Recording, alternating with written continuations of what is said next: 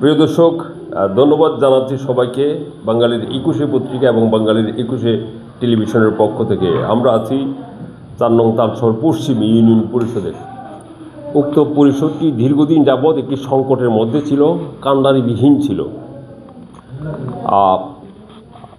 বিগত ফ্যাসিস্ট সরকারের যে দখল জনগণ ভোগ করছে দীর্ঘদিন, এর থেকে জাতি যে মুক্তি চাচ্ছে, প্রশাসনিক সহ সকল ব্যবস্থার যে সংস্কার চাচ্ছে, একটি নতুন বাংলাদেশ চাচ্ছে, সেই বাংলাদেশের প্রেক্ষিতে ভালো একটি সুন্দর স্বচ্ছ ব্যবস্থা কায়েম করার জন্য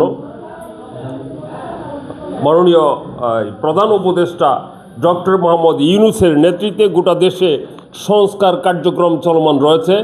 এবং আপনারা জানেন এই 13তম জাতীয় সংসদ নির্বাচন নিয়েও ব্যাপক আয়োজন চলছে। আমরা এই তালশহর পশ্চিম ইউনিয়ন পরিষদের কথাটা এখানে আসছি একটা নিউজ করার জন্য বা একটা সাক্ষাৎকার নেওয়ার জন্য। এইখানে এই কাণ্ডারি এখন তালশহর পশ্চিম ইউনিয়ন পরিষদের মানুষ পেয়েছেন। এইখানে এখন এই দীর্ঘদিনের এই ঝামেলা থেকে মুক্তির জন্য এখন দায়িত্ব নিয়েছেন জনাব বাপ্পি সরকার, আশুগঞ্জ উপজেলার পল্লী সঞ্চয় ব্যাংকের ব্যবস্থাপনা পরিচালক বাপ্পি সরকার দায়িত্ব নিয়েছেন তালশহর পশ্চিম ইউনিয়ন পরিষদের প্রশাসক হিসেবে। আমরা জানবো ওনার কাছ থেকে উনি ইউনিয়নটাকে কীভাবে উনি গড়ে তুলতে চান, মেম্বার পরিষদ যারা আছে তাদেরকে নিয়ে কীভাবে কাজ করতে চান। প্রিয় দর্শক, চলুন। ধন্যবাদ। তো আমি গত নভেম্বরে 6 তারিখে প্রশাসক হিসেবে নিয়োগপ্রাপ্ত হই জেলা প্রশাসকের মাধ্যমে। তো নিয়োগপ্রাপ্ত হওয়ার পর আমি প্রথম পর্যায়ে সব মেম্বারদেরকে নিয়ে আমি মিটিং করেছি এবং এই মিটিংয়ের মাধ্যমে আমি ওনাদের মতামত নিয়েছি এবং ওনাদেরকে সাথে নিয়ে তালশহর ইউনিয়ন পুরা ইউনিয়নটা আমি বিচরণ করেছি এবং কোথায় কি সমস্যা এগুলা নিয়ে জনগণের সাথেও কথা বলেছি। মেম্বারদের মাধ্যমে আমি বিভিন্ন উন্নয়ন প্রকল্প পরিদর্শন করেছি এবং কোথায় কোথায় প্রকল্প দরকার এগুলো আমার নজরে এসেছে। যেখানে উন্নতির ছোঁয়াটা ওইরকমভাবে লাগেনি, ওইখানে অগ্রাধিকার ভিত্তিতে আমরা প্রকল্প নিব এবং জনগণকে সাথে নিয়ে আমরা এই তালশহর ইউনিয়নটাকে একটা মডেল ইউনিয়ন হিসাবে গড়ে তোলার প্রচেষ্টা অব্যাহত রাখবো, এই বলে আমি সবাইকে ধন্যবাদ জানাচ্ছি। প্রিয় দর্শক, এখানে একটা কথা কিন্তু একেবারে আমাদের সমাজ ব্যবস্থায় চলমান একটা রীতি হয়ে গেছে যে আমরা কোনো একটা প্রোগ্রামের যদি টাইম দিই 10টা, তাহলে দেখা যায় প্রোগ্রামটা শুরু হয় 12টা বা 1টা। কোনো একটা প্রোগ্রামের সময় যদি দিই আমরা 3টা, প্রোগ্রামটা শুরু হয় 4টা বা 5টায়। এই ক্ষেত্রে আমাদের মন মানসিকতার মধ্যে একটা ডিলিমি রয়েছে। এখানে এই প্রশাসক সাহেব জনাব বাপ্পি সরকার উনি প্রথমেই বলেছিলেন যে আমি এখানে সময় দিলে আজ 11টায় এখানে একটা মিটিং রয়েছে, মিটিংয়ের প্রসঙ্গ সম্পর্ক যতটুকু জানার দরকার বা আপনাদেরকে জানানো দরকার আমরা জানব।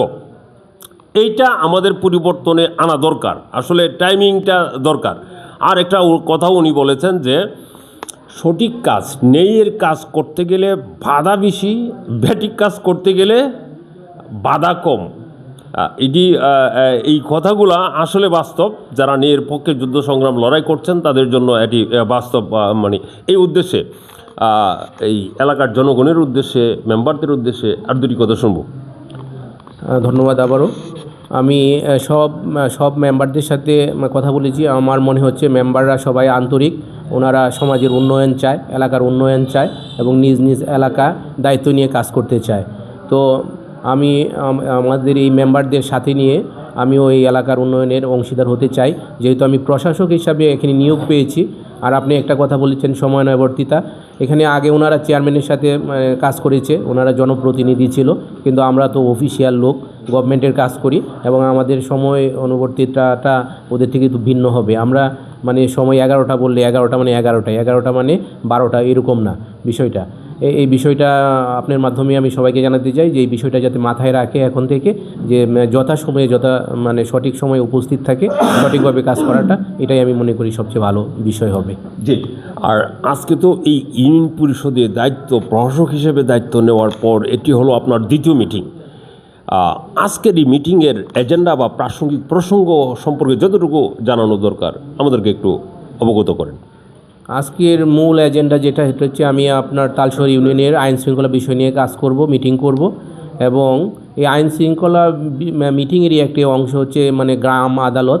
এই গ্রাম আদালতটা পরিচালনার বিষয়ে একটা সিদ্ধান্ত গ্রহণ করব এবং আজকে মূলত এই দুটি এজেন্ডা এবং ট্যাক্স আদায়ের বিষয় এই বিষয়টাও রয়েছে, এইটা নিয়ে কাজ করব। কারণ হচ্ছে ওদের যে গ্রাম পুলিশ এবং মেম্বারদের বেতনের একটা বিষয় আছে, ওনাদের সঠিক সময় হয়তো বা দেখা যাচ্ছে বেতনটা পায় না।